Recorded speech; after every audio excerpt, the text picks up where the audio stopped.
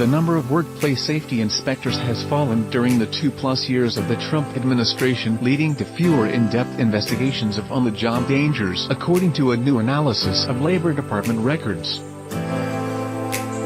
The National Employment Law Project, a worker advocacy group, said staffing and inspection data show the Occupational Safety and Health Administration has dramatically reduced its pursuit of complex cases that typically lead to big fines. That, the group argues, indicates the agency is being less proactive in enforcing the law and keeping workers safe.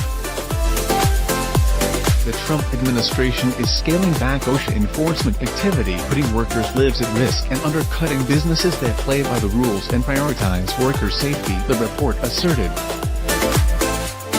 A Labor Department spokesperson noted that the total number of OSHA inspections increased in 2017 and 2018 compared to the end of President Barack Obama's administration. That happened despite the suspension of inspections in many areas of our nation due to hurricanes, fires, and other natural disasters recovery efforts, the spokesperson said.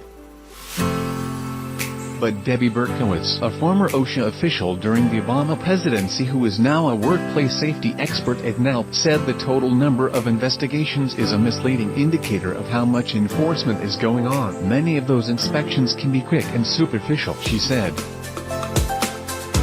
In 2016, OSHA developed a new methodology for measuring enforcement weighting investigations based on the amount of time and resources they require. The idea was to lend more credit to deeper inspections that have more impact. Using that metric, Berkowitz said the number of thorough workplace inspections has dropped notably. According to the analysis, last fiscal year OSHA carried out a third of the number of inspections related to musculoskeletal disorders such as carpal tunnel syndrome. When compared with the final fiscal year of the Obama administration, it performed roughly half the number of inspections related to hazardous levels of heat, and a third of the probes related to chemical exposure. Such examples illustrate OSHA cutting back on the more complicated and often the highest impact inspections, even though the raw number of cases hasn't changed much, the report says. OSHA does not release figures on how many workers die on the job at work sites it regulates, but it does release the number of investigations it performs due to fatalities and hospitalizations in a given year. That number fell between 2016 and 2017 to 837 from 890, but it appears to have spiked in 2018 up to 929 according to preliminary OSHA data that hasn't been finalized yet. Such an increase would make now an especially bad time for attrition inside the agency, Berkowitz said. Many inspectors who have left OSHA since 2017 have not been replaced. The Labor Department made no new inspector hires during the first 8 months of the Trump presidency. Over the same period, 40 inspectors left. NBC News reported last year that the attrition amounted to about 4% of the agency's inspection workforce.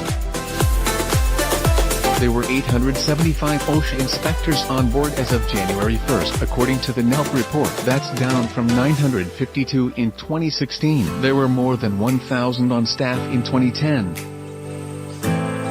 The Labor Department spokesperson said the agency hired 76 inspectors in fiscal 2018 to replace employees who retired or left the agency. The Trump administration's budget proposal, released earlier this week, also calls for funding another 26 OSHA inspectors.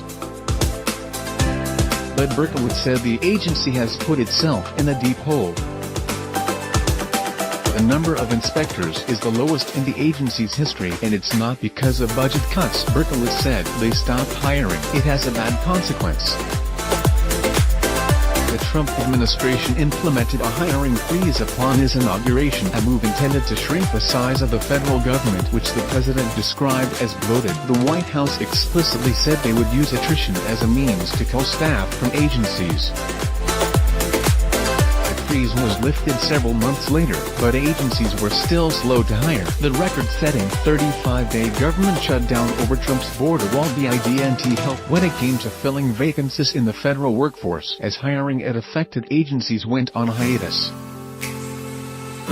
Berkowitz said the attrition inside an agency like OSHA has real-world consequences, as employers are more likely to get a pass when they endanger their employees. I think it's important to hold OSHA's feet to the fire, Berkowitz said.